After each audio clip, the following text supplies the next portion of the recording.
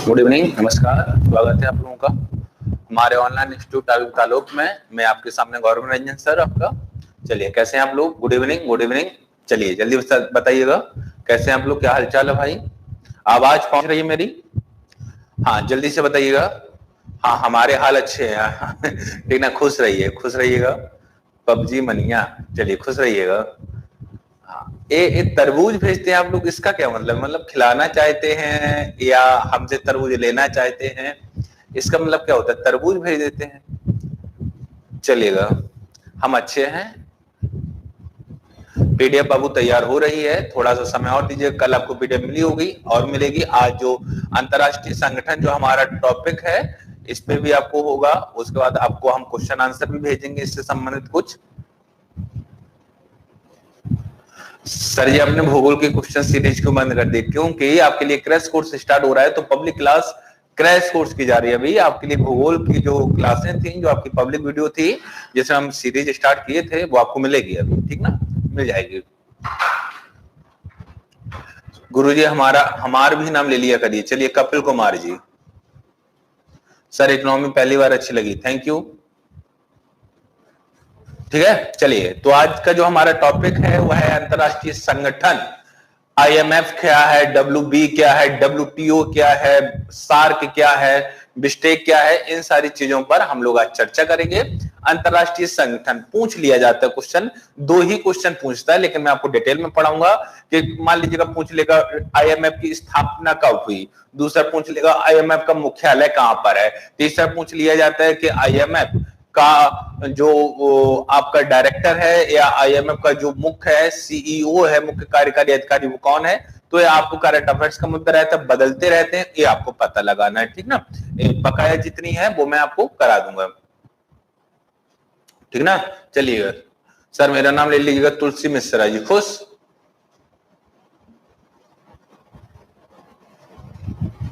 Sir, मांगलोच पूछता है तो मांगलोच मैं पढ़ा दूंगा आपको, ठीक ना। मांगलोच क्या होती है, मुद्रास्फीति क्या होती है, यही एक टॉपिक है ना कल का, तो मैं पढ़ा दूंगा आपको।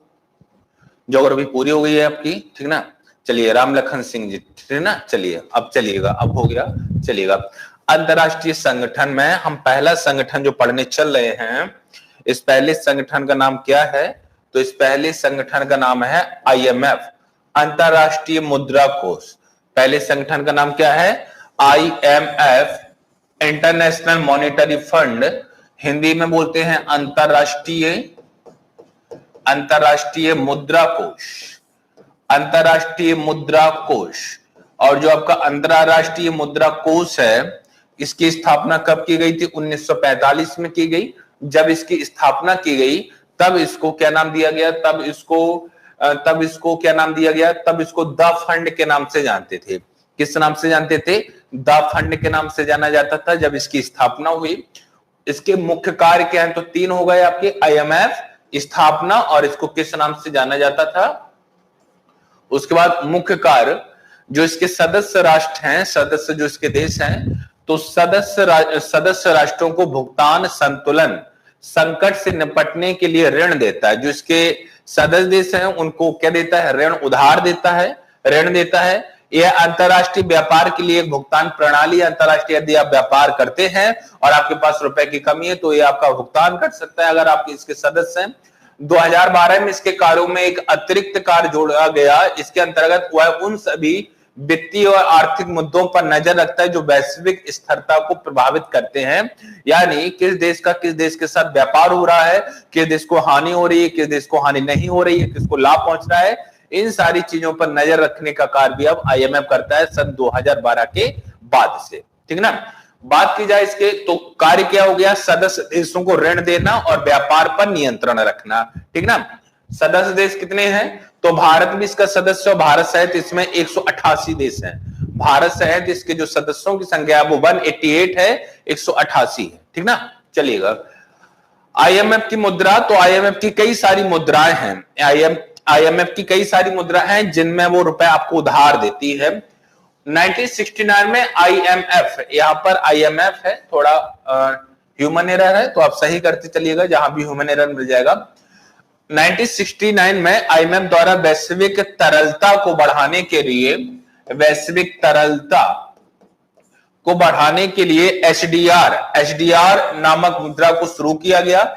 इसे विभिन्न नामों से जाना जाता है। एचडीआर एक मुद्रा होती है और इस एचडीआर मुद्रा को कई नाम दिए गए। कौन कौन से नाम दिए गए? तो पेपर गोल्ड नाम दिया गया, इंटरनेशनल रिजर्व एसेट्स कहा गया, इंटरनेशनल अतिरिक्त इंटरनेशनल अंतरराष्ट्रीय आरक्षण संपत्ति कहा गया, ठीक ना। और क्या कहा गया? सिंथेटिक करेंसी कहा गया, क्वेसी करेंसी कहा गया, आर्टिफिशियल करेंसी कहा गया, इनविजुअल अदृश्य करेंसी कहा गया, अकाउंटिंग करेंसी कहा गया। आपको कुछ भी याद नहीं रखना है, आपको याद रखना है कि आईएमएफ की मुद्रा को किस नाम से जानते हैं। तो आपको याद रखना है कि आईएमएफ की मुद्रा को एचडीआर के नाम से जानते हैं। किस नाम से जानते हैं? एचडीआर। आपको फुल फॉर्म कुछ याद नहीं रखना है, एचडीआर के नाम से जानते हैं, ठीक ना। हाँ, भुगतान संतुलन मतलब विदेशी व्यापार से होता है, जो हम विदेशी व्यापार कर रहे हैं उससे। नहीं, नोट्स नहीं बनाना, ये आपको दे देंगे। अब देखिएगा, इसमें देखिएगा होता क्या है, इसमें होता क्या है कि कोई देश क्या होता है, कई बार सदस्यता छोड़ देता है, तो कोई देश होता है सदस्यता ग्रहण कर लेता है। ये आंकड़ा जो है ये करेंटली है, ठीक ना, अभी हाल ही का आंकड़ा है।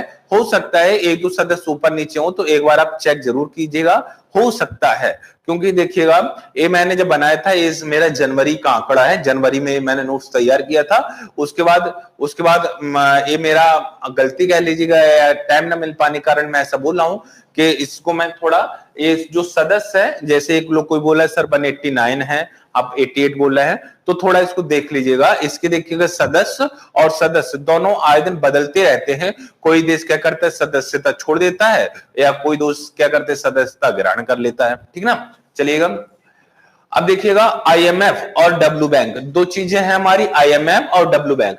तो आईएमएफ के अध्यक्ष की नियुक्ति योग्यता के आधार पर नहीं की जाती है। ये आपके लिए एक ट्रिक बताई है मैंने।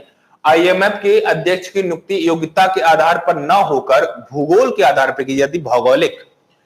यह ध्यान देने योग्य कि अमेरिका और यूरोपीय देश, यानी अमेरिका, उत्तर अमेरिका और कनाडा, ठीक ना, यानी यूएसए और कनाडा, उत्तर अमेरिका और यूरोपीय देशों के मध्य इस बात की अलिखित सहमति है कि आईएमएफ का अध्यक्ष यूरोपीय होगा। आईएमएफ का जो अध्यक्ष होगा वो यूरोप महाद्वीप से कोई ना किसी देश से व्यक्ति चुना जाएगा, और विश्व बैंक का जो अध्यक्ष होगा वो अमेरिका का होगा।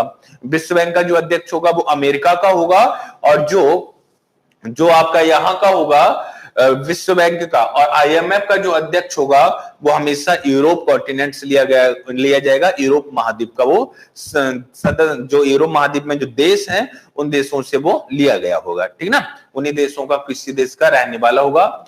दूसरा जो सबसे बड़ा संगठन है अंतरराष्ट्रीय स्तर पर इकोनॉमिक्स के दृष्टिकोण से, उसका नाम है वर्ल्ड बैंक, WB। तो वर्ल्ड बैंक निम्नलिखित दो संस्थानों को सामूहिक रूप से वर्ल्ड बैंक कहते हैं। वर्ल्ड बैंक ग्रुप 5 संस्थाएं होती है वर्ल्ड बैंक ग्रुप में, और अगर पूछा जाए वर्ल्ड बैंक, तो वर्ल्ड बैंक के अंतर्गत केवल 2। देखिएगा, निम्नलिखित दो संस्थाओं को सामूहिक रूप से वर्ल्ड बैंक कहा जाता है। एक का नाम है IBRD। आपको हिंदी याद नहीं रखना है, इंग्लिश याद रखना है। IBRD, international bank for reconstruction and development, reconstruction and development, ठीक है ना। तो एक है जिसका नाम यहां पे लिखा है DEVELOPMENT, डेवलपमेंट, ठीक ना, क्या नाम है, डेवलपमेंट। तो यहां पर ये नाम याद रखने ना, international bank for reconstruction and development world bank का अंग होता है। वर्ल्ड बैंक, वर्ल्ड बैंक के अंतर्गत 2 संस्थान आते हैं, जबकि वर्ल्ड बैंक समूह के अंतर्गत 5। देखिएगा, मैं एक एक से बताता चलूंगा। इसकी स्थापना 1943 में की गई। स्थापना के समय इसका मुख्य कार्य विश्व युद्ध से प्रभावित अर्थव्यवस्थाओं का पुनर्निर्माण करना था।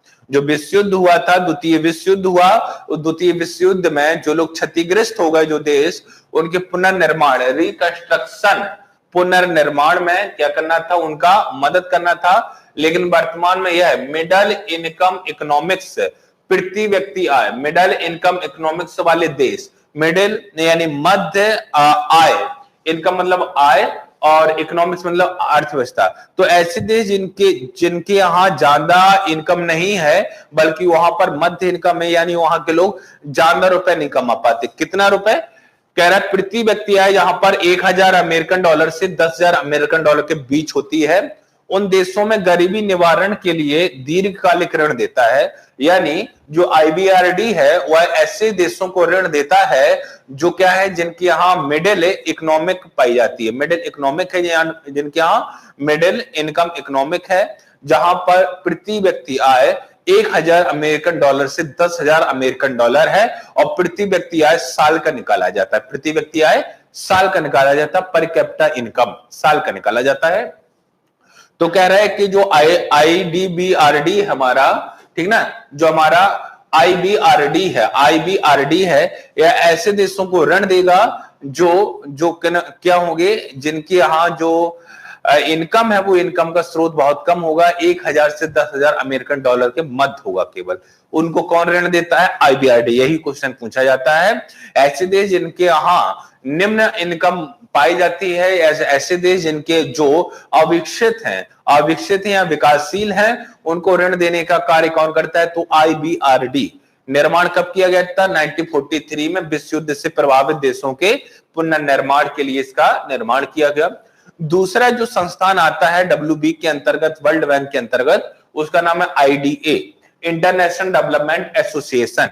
International development association IDA WB का दूसरा महत्वपूर्ण अंग है। इसकी स्थापना 1960 में की गई। इसका मुख्य काम लो इनकम इकोनॉमिक्स, अभी मिडिल था, मिडिल को IBRD देती है, जो उससे भी कम है, यानी जिनके यहां प्रति व्यक्ति आय 1000 अमेरिकन डॉलर से भी कम है, जिनके यहां प्रति व्यक्ति आय 1000 अमेरिकन डॉलर से भी कम है, उनके यहां गरीबी निवारण के लिए कार्य कौन करता है? IDA करता है, इंटरनेशनल डेवलपमेंट एसोसिएशन करता है। इसके लिए संबंधित राष्ट्रों को ब्याज मुक्त अति दीर्घ ऋण देता है, यानी जिस देश को ऋण देगा उसको दीर्घ काल के लिए ऋण देगा और ब्याज मुक्त देगा, दीर्घ काल के लिए देगा और ब्याज मुक्त देगा। कौन सा? IDA, ठीक ना, ब्याज मुक्त अति दीर्घकालीन ऋण प्रदान करता है। इनकी अवधि 40 वर्ष तक हो सकती है। इससे वर्ल्ड बैंक की सॉफ्ट लोन विंडो कहते हैं। सॉफ्ट लोन विंडो का मतलब है एक बहुत सॉफ्ट लोन का मतलब एक बहुत मुलायम खिड़की कहा जाता है। एक ऐसी खिड़की जहां से आप ब्याज ले सकते, पैसा ले सकते हो उधार, लेकिन आपको कोई भी उस पर ऋण नहीं देना पड़ेगा। उस खिड़की को नाम दिया गया सॉफ्ट लोन विंडो। क्या नाम दिया गया? Soft loan window. बोलो, समझ में आ रही है ना? तो इन्हीं दोनों संस्थानों को, एक IDA इंटरनेशनल डेवलपमेंट एसोसिएशन और एक IBRDA जिसका नाम मैंने अभी बताया था इंटरनेशनल, ठीक ना, IBRDA जो ये रहा आपका international bank for reconstruction development, इन्हीं दोनों को सम्मिलित रूप से विश्व बैंक कहा जाता है। जबकि देखिएगा, जबकि विश्व बैंक समूह में उपयुक्त वर्णित 2 संस्थानों के अलावा निम्नलिखित 3 संस्थानों को और अतिरिक्त रूप से सम्मिलित किया जाता है। इन 2 को विश्व बैंक कहेंगे। बात करें विश्व बैंक समूह की, विश्व बैंक WB यानी वर्ल्ड बैंक ग्रुप की, तो W बैंक ग्रुप में 5 संस्थाएं होती हैं। 2 मैं पढ़ा चुका हूं, 3 ये है। एक का नाम है इंटरनेशनल फाइनेंस कॉर्पोरेशन, अंतरराष्ट्रीय वित्त निगम IFC। इसकी स्थापना 1956 में की गई। इसका मुख्य कार्य विकासशील देशों में कार्य कर रही निजी क्षेत्र की कंपनियों को वित्तीय सुविधाएं देना है। किसको? निजी क्षेत्र की कंपनियों को। किसको सहायता देना है? तो निजी क्षेत्र की कंपनियों को वित्तीय सुविधाएं प्रदान करना है। इस संदर्भ में यह उनकी ऋण पूर्ति अथवा इक्विटी पूंजी में योगदान करती है। इक्विटी पूंजी मतलब होता है जितनी उनकी लागत है, उस लागत में पैसा देने का कार्य करती है, ठीक ना। निजी क्षेत्र की कंपनियों को वित्तीय सुविधाएं प्रदान करती है। इस संदर्भ में यह उनकी ऋण पूर्ति अथवा इक्विटी पूंजी में योगदान करता है। इसके अलावा यह उनको अंतरराष्ट्रीय बाजारों में पूंजी जुटाने में मदद करता है। आपको केवल एक बात याद रखनी है, IFC की स्थापना। दूसरी बात ये रखनी है, किसको ऋण देता है? निजी क्षेत्र की कंपनियों को। किसको ऋण देता है? निजी क्षेत्र की कंपनियों को। क्वेश्चन कैसे पूछा जाता है? अंतरराष्ट्रीय स्तर पर वह कौन सा संगठन है, अंतरराष्ट्रीय स्तर पर और कौन सा संगठन है जो निजी क्षेत्र की कंपनियों को ऋण उधार देता है? आप बताएंगे अंतरराष्ट्रीय वित्त निगम IFC। अंतरराष्ट्रीय वित्त निगम IFC अंतरराष्ट्रीय स्तर पर क्या करता है? वित्त उधार देता है, धन उधार देता है निजी कंपनियों को, IFC। ना। चलिए अगला देखते हैं, मीगा, बहुत इंपॉर्टेंट है मीगा, कई बार तो फुल फॉर्म पूछ लिया गया। मल्टीलैटरल, मल्टीलैटरल, ठीक ना, ये पूरा एम का मतलब मल्टीलैटरल इन्वेस्टमेंट, आई का मतलब इन्वेस्टमेंट, जी का मतलब है गारंटी और ए का मतलब है एजेंसी। बहुआयामी निवेश गारंटी निगम, एजेंसी यानी निगम बोल देती है या एजेंसी ही बोल दीजिएगा। इसकी स्थापना कब हुई? तो इसकी स्थापना 1988 में की गई। मुख्य कार्य क्या है? सदस्य राष्ट्रों में किए जाने वाले विदेशी निवेश को राजनीतिक जोखिम के विरुद्ध सुरक्षा प्रदान करना। राजनीतिक जोखिम का मतलब है, मान लीजिएगा मोदी सरकार है, मोदी जी कहते हैं आइए हमारे यहाँ आइए, हमारे आइए भारत में आइए, भारत में निर्माण कीजिएगा, भारत में बनाइएगा।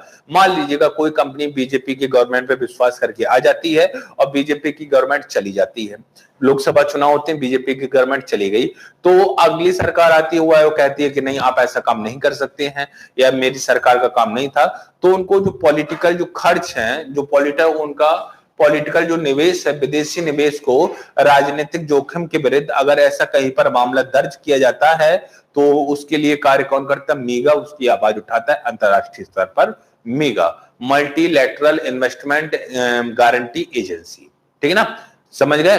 राजनीतिक जोखिम का मतलब किसी पार्टी के सहयोग से आप उस देश में आए और उस पार्टी आपको धोखा दे दे या वो पार्टी की सरकार चली जाए और आपका रुपया फंस जाए और दूसरे गवर्नमेंट आ जाए, वो यह कहने से मना कर दे कि आप ऐसा कार्य नहीं कर सकते हैं, तो उसी को नाम दे दिया गया पॉलिटिकल जोखिम, राजनीतिक जोखिम। बोलो समझ में आ रही है?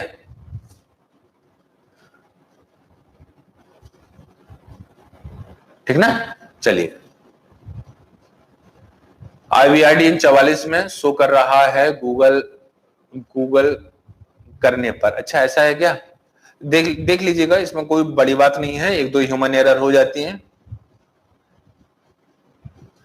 हाँ, मल्टीलैटरल इन्वेस्टमेंट गारंटी कब हुए? 1988 में। Security provide from political risk, ठीक ना सर, इकोनॉमी का मिल जाएगा।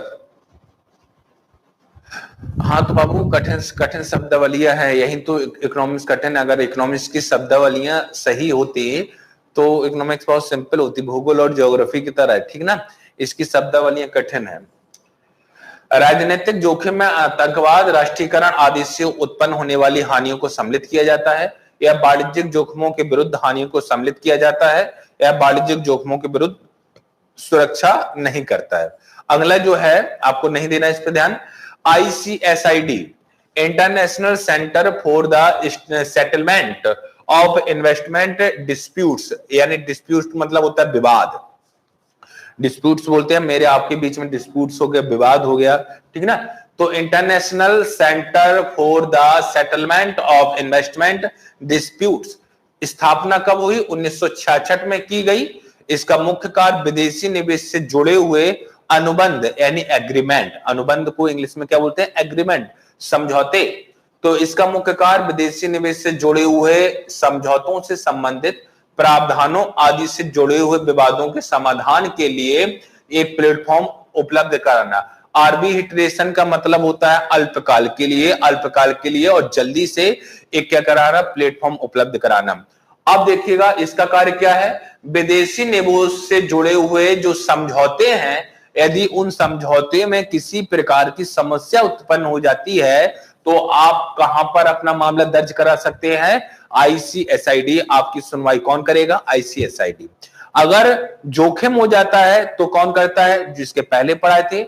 अगर जोखिम उत्पन्न हो जाता है तो मीगा करता है और अनुबंध से संबंधित जो आपके समझौते हैं, समझौतों से संबंधित तो उसकी सुनवाई ICSID करती है। कौन करती है? ICSID, international centre for the settlement of investment disputes करता है। भारत इसका सदस्य नहीं है, ठीक ना। तो अब हमने 5 संस्था पढ़ा दी आपको। पहली आपको बताते, पहली से स्टार्ट करते हैं।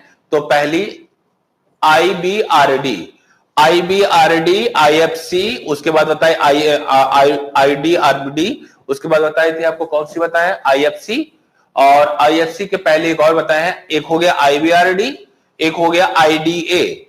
तो IBRD और IDA को विश्व बैंक कहते हैं, जबकि विश्व बैंक के समूह के अंतर्गत IFC भी आएगा, मेगा भी आएगा और ICSID भी आएगा। तो विश्व बैंक ग्रुप में 5 संस्थान हैं और 2 संस्थानों को IBRD को और IDA को क्या कहा जाता है, इनको कहा जाता है विश्व बैंक। समझ रहे ना, एक क्वेश्चन पूछा जाता है, कठिन है।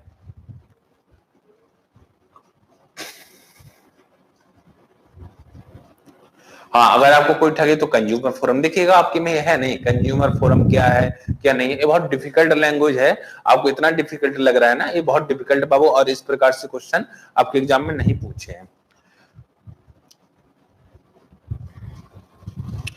बिल्कुल, उपभोक्ता फोरम में जब आप कोई भी कराते हैं, रिपोर्ट दर्ज कराते हैं किसी दुकानदार के प्रति, तो आपको सबसे पहले उस दुकानदार को एक नोटिस देना पड़ेगा। बिना नोटिस दिए, उसी प्रकार है जैसे मान लीजिएगा अगर आपके प्रति कोई FIR दर्ज कराता है तो आपको सबसे पहले एक नोटिस दिया जाता है, सीधा कोर्ट नहीं बुलाया जाता, आपको एक नोटिस दिया जाता है, एक तारीख दी जाती है, आपसे कहा जाता है आइए यहाँ पर आइएगा, ऑफिस में आइएगा, मतलब थाने में आइएगा और बताइएगा कि ऐसा सही है गलत है, फिर वकील कीजिएगा, फिर आगे की प्रक्रिया होती है।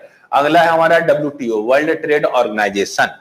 WTO व्यापार, अंतरराष्ट्रीय व्यापार, या वर्ल्ड का मतलब क्या होता है, विश्व व्यापार संगठन, एक बहुपक्षीय व्यापारिक संस्था जिसका निर्माण 1955 में किया गया।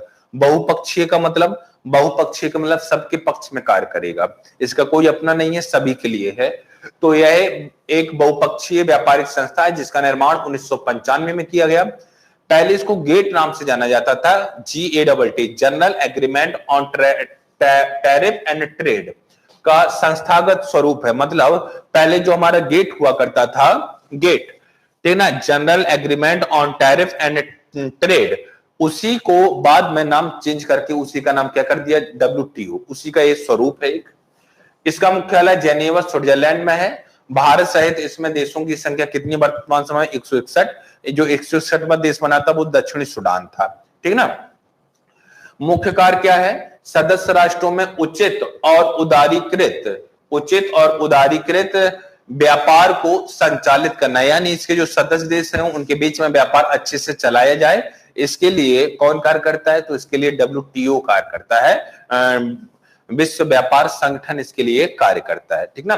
WTO में निम्न संस्थाएं होती हैं, प्रत्येक एक मंत्री स्तरीय बैठक होती है जिसमें प्रत्येक देश से एक मंत्री बुलाया जाता है, मंत्री, ठीक ना। जैसे विदेश मंत्रियों की बैठक हो गई, WTO लॉन्च कराता है विदेश मंत्रियों की बैठक। जनरल काउंसिल होती है किसकी, विवाद निराकरण एक निकाय होता है जहां पर जो आपके देखिए विवाद यानी डिस्प्यूट्स, अगर आपके डिस्प्यूट्स आ जाते हैं तो इसके लिए भी एक संस्था बनाई गई है इसके अंतर्गत, जिसको नाम दिया गया विवाद निराकरण निकाय। और व्यापार नीति समीक्षा निकाय होता है, यदि आप कहीं पर व्यापार करना चाहते हैं, एक देश का दूसरे देश के साथ जो व्यापार हो रहा है उस पर नीति समीक्षा करने के कार्य, नीति समीक्षा या उस पर समीक्षा करने के लिए भी एक संस्थान की स्थापना की गई है जिसको नाम दिया गया TPRB, व्यापार नीति समीक्षा निकाय, trade policy review body, trade policy review body. तो ये आपको याद रखना है, ठीक ना। मंत्री स्तरीय बैठक होती है, जनरल काउंसिल होती है, विवाद निराकरण निकाय होता है, व्यापार नीति समीक्षा निकाय होता है, ठीक ना। इसकी कुछ महत्वपूर्ण परिषदें हैं, विभिन्न क्षेत्रों को बढ़ावा देने के लिए विशेष परिषदों की स्थापना की गई है, निम्न प्रकार है। Council for trade in goods, यानी एक परिषद बनाई जाएगी जिसमें व्यापार और सामान से संबंधित, व्यापार एवं वस्तु से संबंधित एक काउंसिल बनाई जाएगी, उसी से संबंधित एक इसमें कार्य किए जाएंगे। दूसरी जो काउंसिल बनाई जाएगी एक गुड्स से वस्तु से संबंधित है, तो ये सर्विस से संबंधित है, और एक क्या है, ट्रिप्स से संबंधित है, जो हमारे टैरिफ होते हैं, जो हमारा शुल्क होता है उससे संबंधित होती है, ठीक ना। WTO ने कुछ समझौते भी किए हैं, कृषि पर समझौता 1944 में संपादित हुआ। सदस्य राष्ट्रों ने कृषिगत वस्तुओं के व्यापार को बढ़ावा दिया, एक देश से दूसरे देश में कृषि के जो उत्पाद हैं उन उत्पादों को ले जाने में और ले आने में जो खर्च होता है उसको टैरिफ बोलते हैं, जो खर्च लगता है शुल्क। तो कई बार ऐसा हो जाता है कि मान लीजिएगा जब हमारे यहाँ मान लीजिएगा दाल की कमी हो गई, हमने किसी देश से दाल मंगाया, वहां पे गेहूं की कमी आ गई, उसने हमारे यहाँ से गेहूं मंगाया, तो हो सकता है कि हमने उससे मंगाया, उसने हमसे जो बीच में शुल्क लगने वाला था उस शुल्क को हमने माफ कर दिया, ना हम उससे शुल्क ले रहे हैं ना उसको हम शुल्क दे रहे हैं। तो इस बात की सदस्य राष्ट्रों ने कृषिगत वस्तुओं के व्यापार को बढ़ावा दिया, कृषि को दिए जाने वाले घरेलू समर्थन, ठीक ना, और कृषि को घरेलू स्तर पर समर्थन दिया, कृषि को बढ़ावा दिया, ठीक ना। इतना याद नहीं रखना है आपको, बस 2-3 चीजें याद रखनी है। अंकटाड, एक है अंकटाड, संयुक्त राष्ट्र व्यापार एवं विकास सम्मेलन, United nation conference on trade and development, जिसको अनकाड कहा जाता है। बहुत बार पूछा गया है, कई बार पूछा गया है, अंकटाड क्या है? तो संयुक्त राष्ट्र व्यापार एवं विकास सम्मेलन है, संयुक्त राष्ट्र के द्वारा विकास एवं व्यापार के लिए बुलाया जाने वाला एक सम्मेलन है जिसका नाम है अंकटाड। संयुक्त राष्ट्र संघ, जिसको हम यूएनओ बोलते हैं, कि आर्थिक एवं सामाजिक परिषद द्वारा जेनेवा में एक विश्व व्यापार एवं विकास सम्मेलन का आयोजन किया गया। यह सम्मेलन 23 मार्च 1964 से 16 जून 1964 तक चला।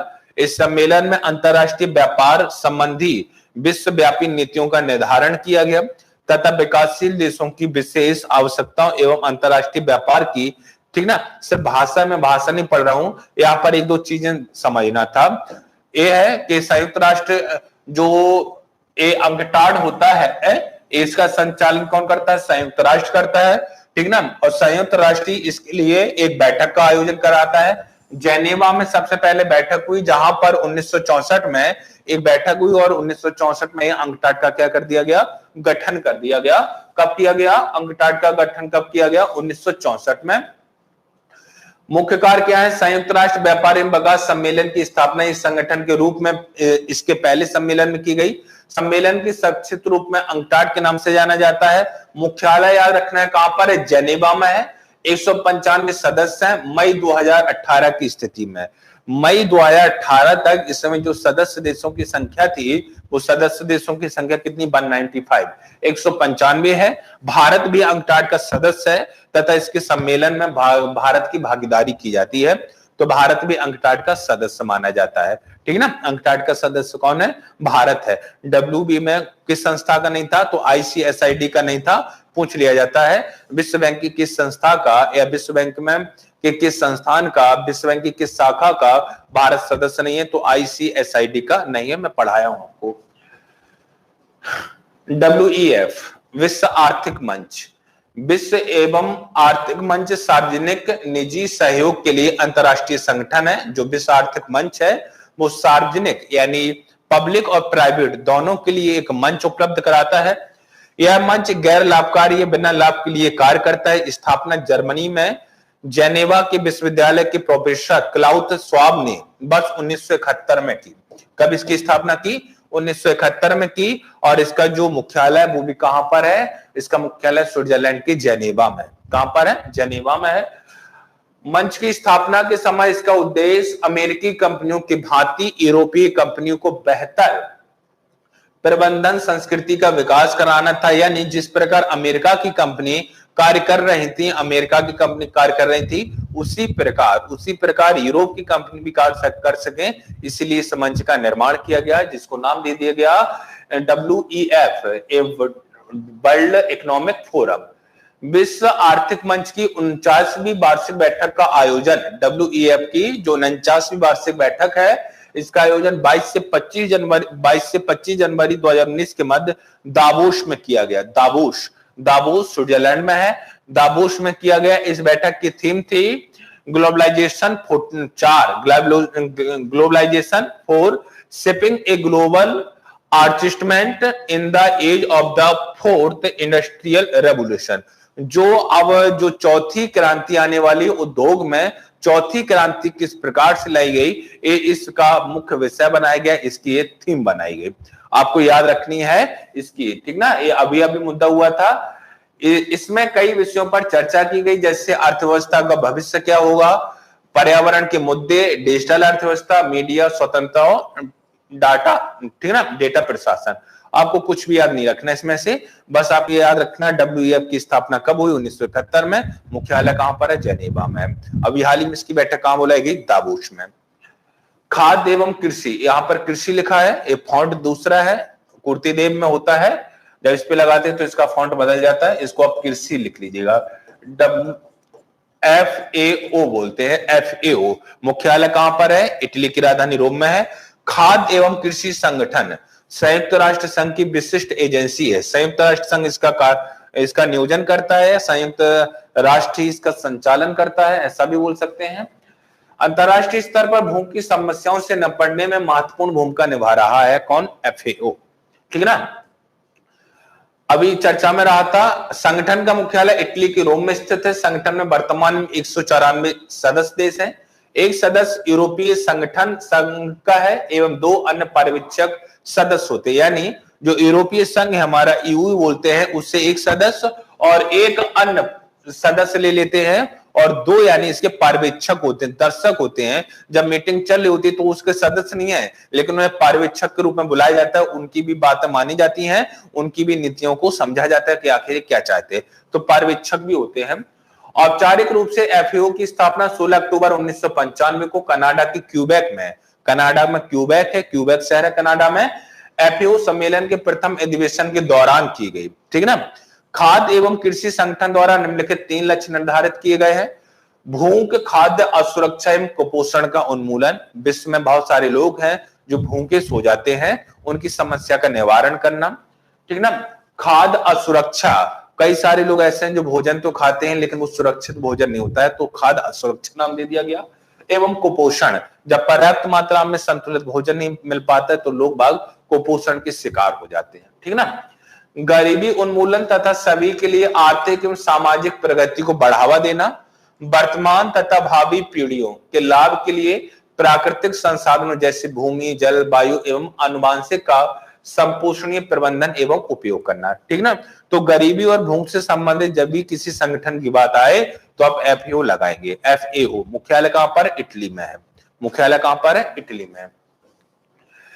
एशिया महाद्वीप के विकास के लिए एशियाई विकास बैंक ADB की स्थापना की गई। एशियाई विकास बैंक एक बहुपक्षीय वित्तीय संस्था, बहुपक्षीय का मतलब किसी का पक्ष में नहीं है, इसके लिए सभी एक समान है, की गई। एशिया प्रशांत क्षेत्र में, एशिया प्रशांत क्षेत्र का मतलब एशिया और एशिया के साथ साथ एशिया महाद्वीप के वह देश जो प्रशांत महासागर में स्थित है, जैसे मान लीजिएगा इंडोनेशिया है, जैसे मान लीजिएगा जापान है, फिलीपींस है, ताइवान है आदि, ठीक ना। तो एशिया प्रशांत क्षेत्र में आर्थिक विकास को प्रोत्साहन प्रदान करने के उद्देश्य से 1966 में इसकी स्थापना की गई। बैंक का मुख्यालय फिलीपींस की राजधानी मनीला में है। कहां पर? एशियाई विकास बैंक का मुख्यालय फिलीपींस की राजधानी मनीला में है। वर्तमान में बैंक में कितने सदस्य हैं? 67, सारे के सारे एशिया महाद्वीप के सदस्य हैं। बैंक के सदस्य देशों को 2 वर्गों में वर्गीकृत किया गया, क्षेत्रीय सदस्य एवं गैर क्षेत्रीय सदस्य। कुछ ऐसे हैं जो क्षेत्रीय प्रशांत, एशिया प्रशांतीय क्षेत्र के हैं, कुछ ऐसे हैं जो 1-2 सदस्य जो हमने बाहर से भी इसमें रखे हैं, ठीक ना। तो एशिया प्रशांत क्षेत्र से संबंधित है जिनकी संख्या 48 है, जबकि गैर सदस्य एशिया प्रशांत क्षेत्र से संबंधित नहीं है जिनकी संख्या कितनी है? 19 है। तो इसमें ऐसा भी है, ठीक ना। चलिएगा, और इसमें कुछ नहीं समझना। चलिए, तो यहीं पर आपका ये समाप्त हो गया। एक कुछ महत्वपूर्ण अंतरराष्ट्रीय संगठन बाबू इससे बाहर आपके सिलेबस में नहीं आता है, तो मैं क्षमा चाहूंगा। आप लोग ऐसा कभी मत समझिएगा कि सर थोड़ा पढ़ा है, थोड़ा नहीं पढ़ा रहे हैं हम, आपको ओवर वर्क नहीं देना चाहते हैं।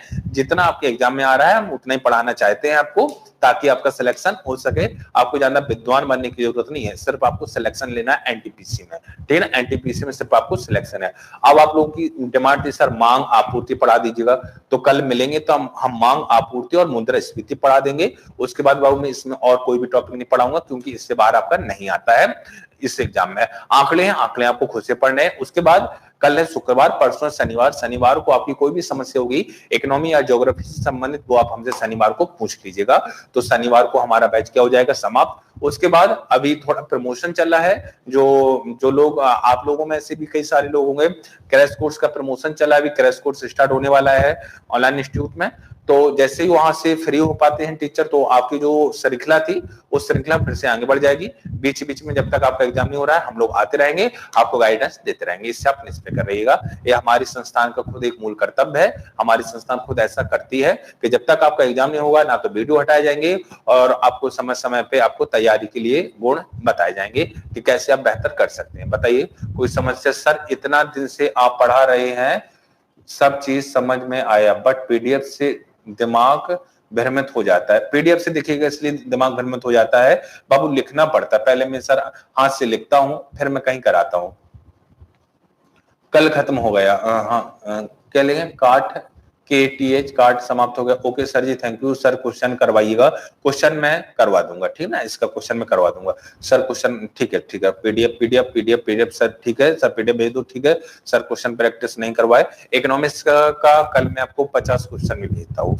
इकोनॉमिक्स का कल मैं 50 आपको क्वेश्चन भेजता हूँ, वो एकदम टाइप रखे हुए हैं, तो मैं उनको इकोनॉमिक्स का कल 50 क्वेश्चन मैं आपके लिए भेजता हूँ, ठीक ना। और बताइए सर क्वेश्चन प्रैक्टिस, चलिए मैं भेज देता हूँ, ठीक है ना।